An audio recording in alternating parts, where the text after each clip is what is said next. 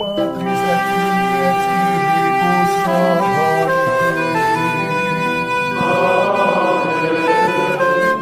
Dominus vobiscum.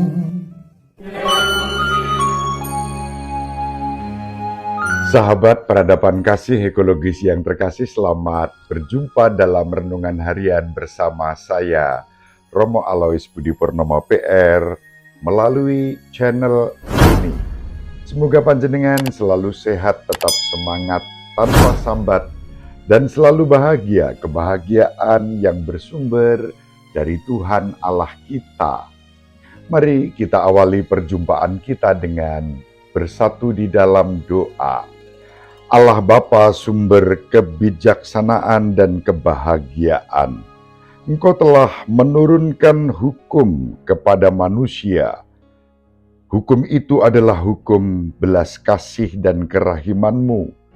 Semoga kami senantiasa menaati hukum-Mu dengan hati yang tulus dan penuh kasih, sehingga kami boleh menjadi tanah yang subur bagi benih sabda yang ditaburkan oleh Putra-Mu Yesus Kristus, Tuhan dan pengantara kami, yang hidup dan berkuasa bersama Dikau dalam persatuan Roh Kudus, Allah yang Maha Esa, sepanjang segala masa.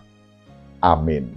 Sahabat peradaban kasih ekologis yang terkasih, mari kita baca Injil Matius bab 13, ayat 18 sampai 23.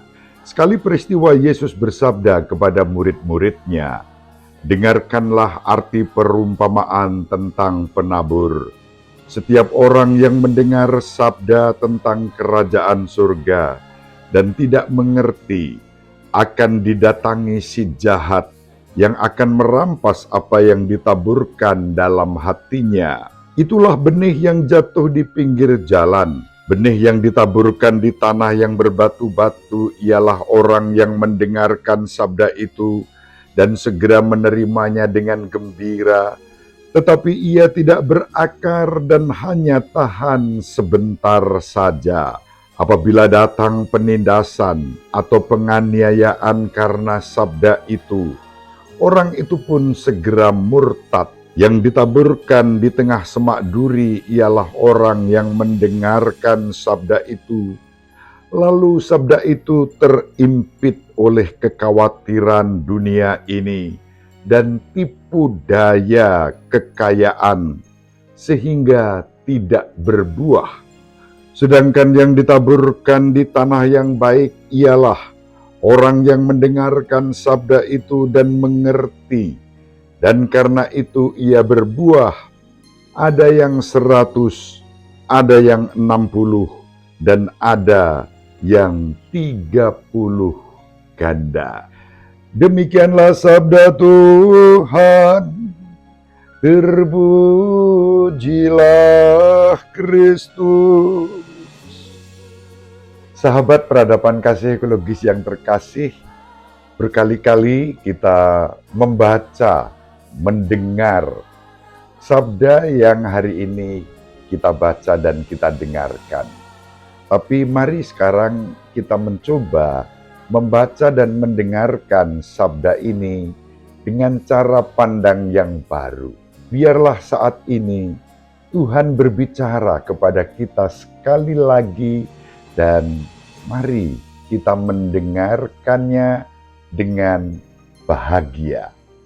Kita dapat bertanya kepada Tuhan apa yang Tuhan hendak ungkapkan kepada kita hari ini, saat ini juga, melalui sabda yang baru saja kita baca dan kita dengarkan. Inilah cara berdoa dengan kitab suci, dan cara berdoa yang demikian pasti akan mengubah hidup kita.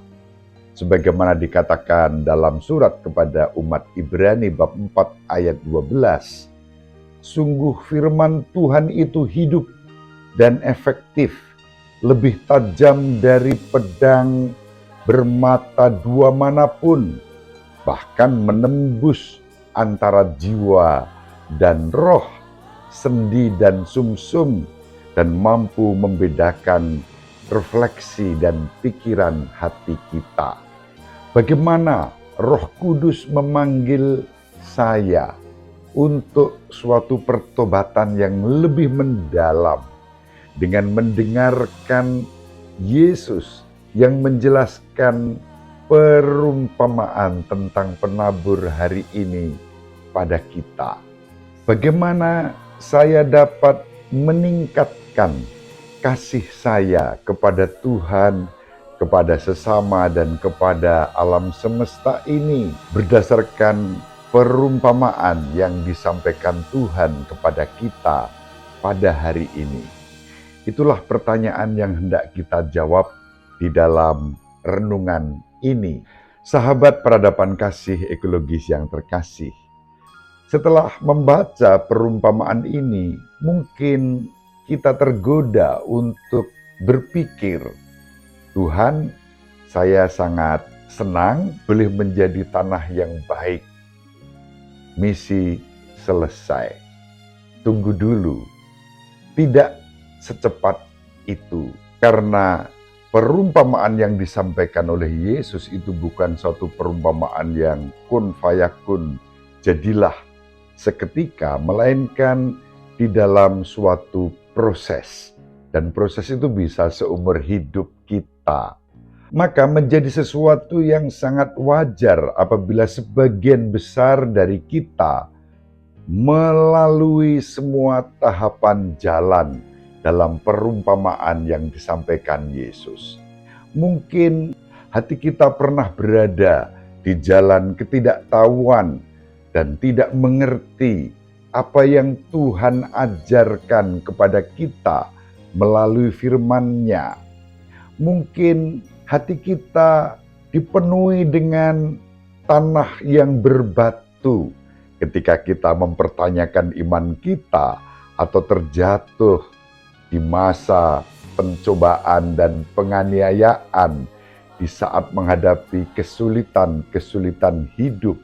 Atau mungkin kita pernah berurusan dengan rumput liar dan duri dari gangguan dan kecemasan kita sendiri yang dapat mencekik buah dari perbuatan baik kita yang kita wujudkan dalam kehidupan. Melalui perumpamaan ini, Tuhan kita mengundang kita untuk merenungkan keadaan batin dan jiwa kita sebagai tanah seperti apa dalam menerima benih sabda yang ditaburkan dalam kehidupan kita dengan terang Roh Kudus untuk berubah dan bertobat kembali terarah kepada Allah. Sahabat peradaban kasih ekologis yang terkasih, mengingat perjalanan iman kita sendiri akan membantu kita menjadi lebih berbelas kasih ketika kita melihat orang lain bergumul dengan batu, rumput liar, atau semak duri di dalam kehidupannya. Adalah tugas Kristiani kita untuk saling membantu satu terhadap yang lain. Seperti yang dikatakan oleh Santo Paulus kepada umat di Galatia bab 6 ayat 2.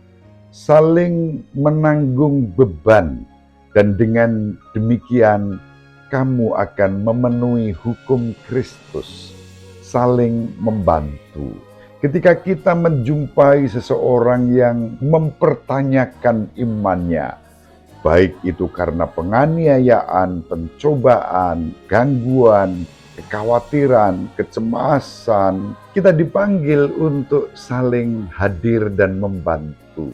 Dengan membagikan kehadiran dan belas kasih kita yang dipenuhi Kristus, mungkin cukup untuk membantu orang lain menghilangkan hambatan yang menghalanginya, sehingga kita bersama-sama bisa menghasilkan buah, entah itu 100 kali lipat, entah itu 60 kali lipat, entah itu 30 kali lipat, tetapi yang penting adalah buah yang kita persembahkan kepada Tuhan Dan itulah yang menjadi sumber kebahagiaan kita.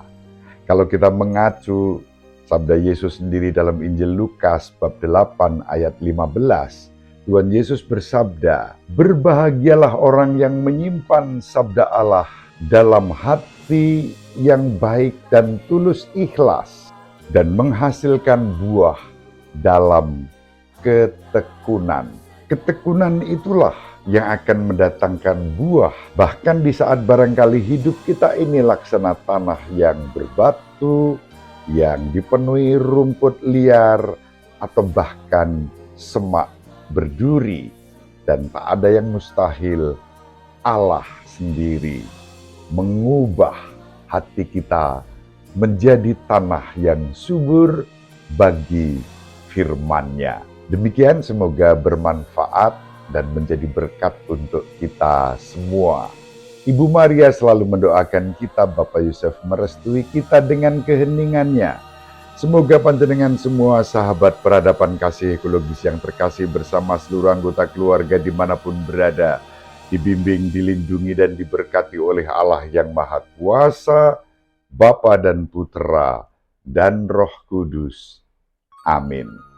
Terima kasih, salam sehat, tetap semangat tanpa sambat, dan selalu bahagia kebahagiaan yang bersumber dari Tuhan Allah kita. Salve, shalom, salam sejahtera, berkah dalam. Sahabat peradaban kasih yang terkasih, sampai jumpa pada episode berikutnya. Terima kasih atas kebersamaan kita. Salam peradaban kasih ekologis, berkah dalam.